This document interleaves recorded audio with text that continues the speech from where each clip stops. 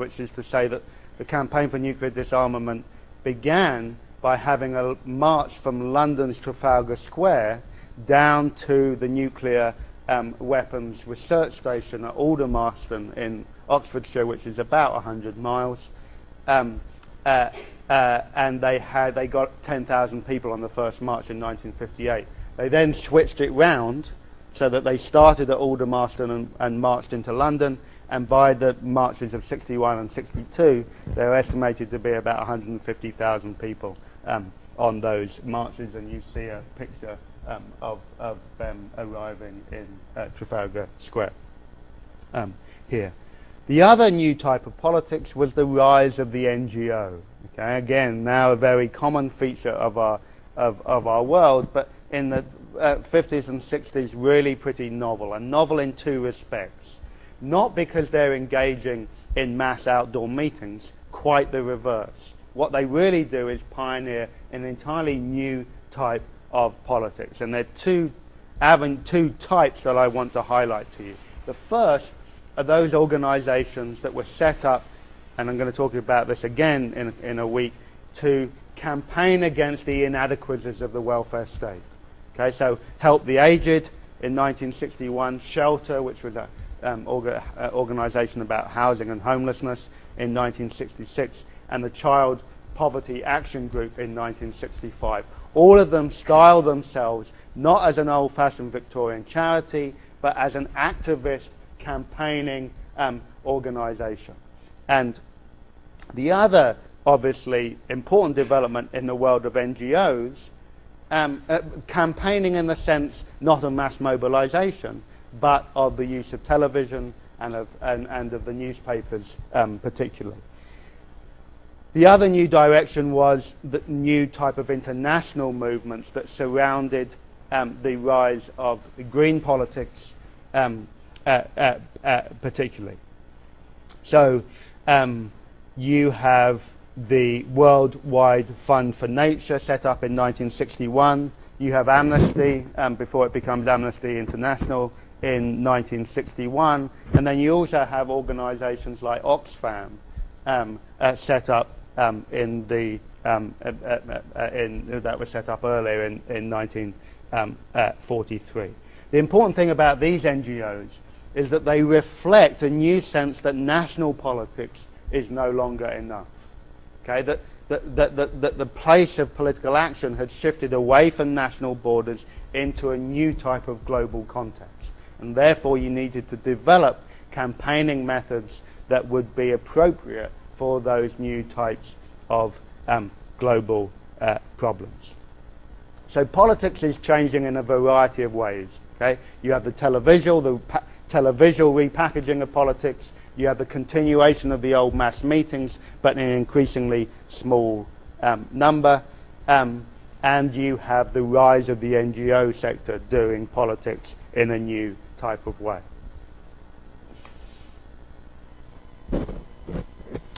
Any questions on any of that before we move into the final section? I'm not going to keep you anywhere near as long as I did on Tuesday that I felt so bad about.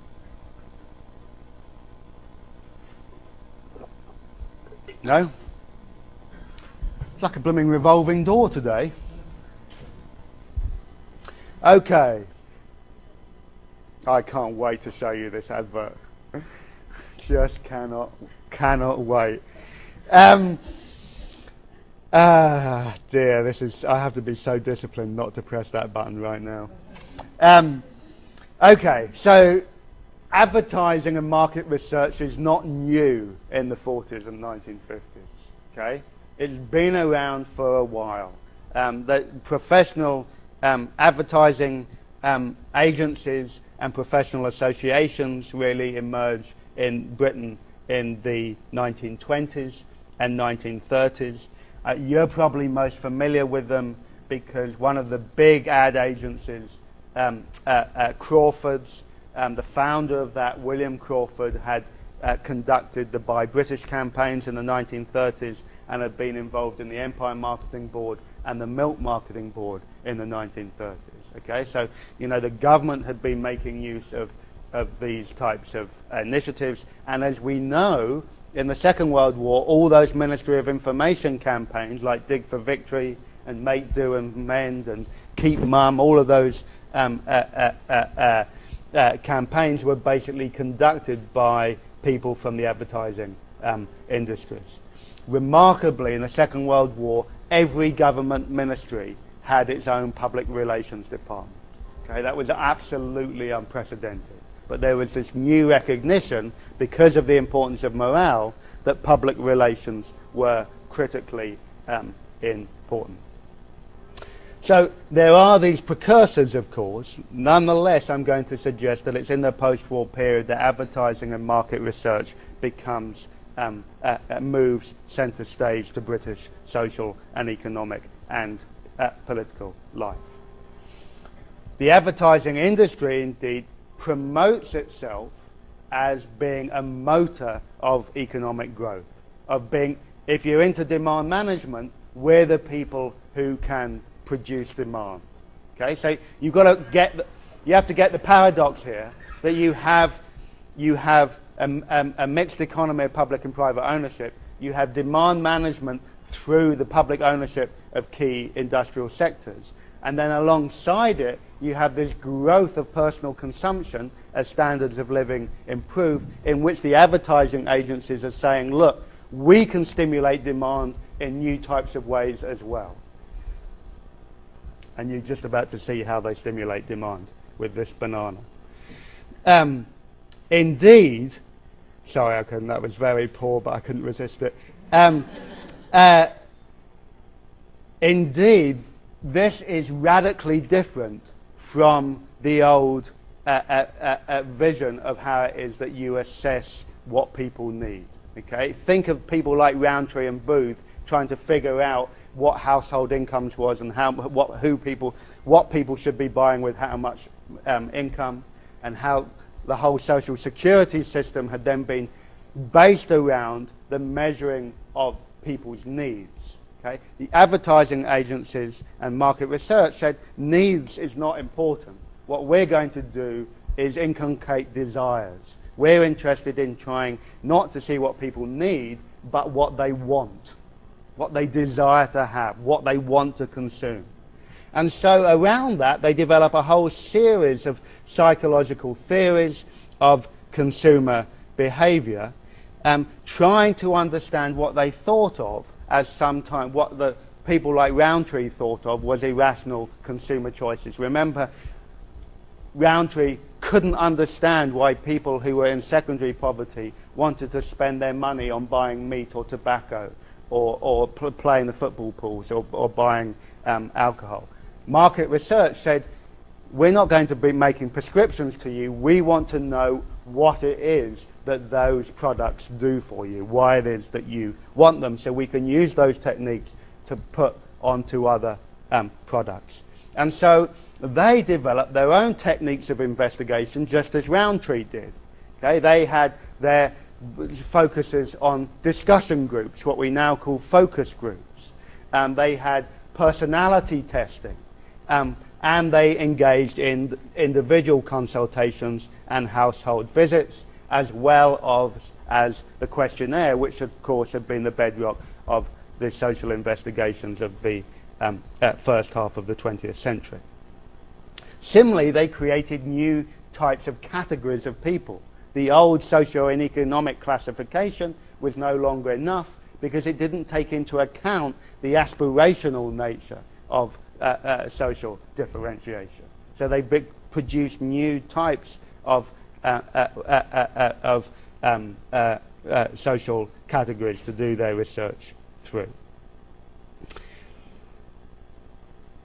Okay, I'll just play you the ad. I can't wait anymore. When you haven't much time to eat, unzip a banana. When you fancy a fruity treat, unzip a banana. Next time you unzip a banana, serve it with custard or add it to jelly. Bananas are delicious when baked, and they go perfectly with your breakfast cereal. Keep plenty in your fruit bowl, and when you fancy a fruity treat, unzip a banana. priceless. Just love that. And I love the double P on Unzip. Yeah.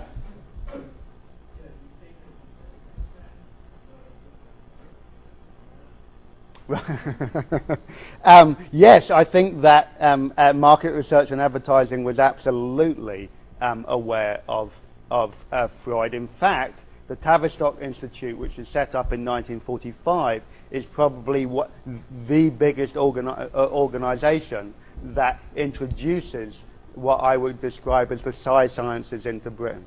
Okay, I mean it has a major influence, and they end up doing not just advertising, advising people like ice cream manufacturers how they sell ice cream in the winter, but they're involved in doing couples counseling, marital therapy. They're involved in doing workplace studies to try and get a better morale in companies and so forth. And that all comes from a new set of psychological tools that they think that they have. Yes, and I'm not going to go where you want me to go. Yeah.